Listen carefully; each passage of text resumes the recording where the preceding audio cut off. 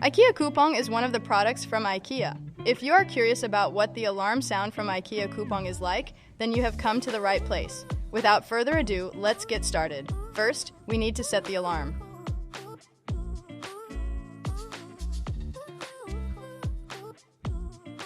Press the set button once, then press the plus button.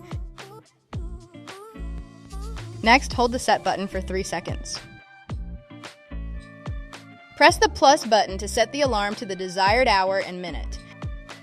Once finished, click the set button once.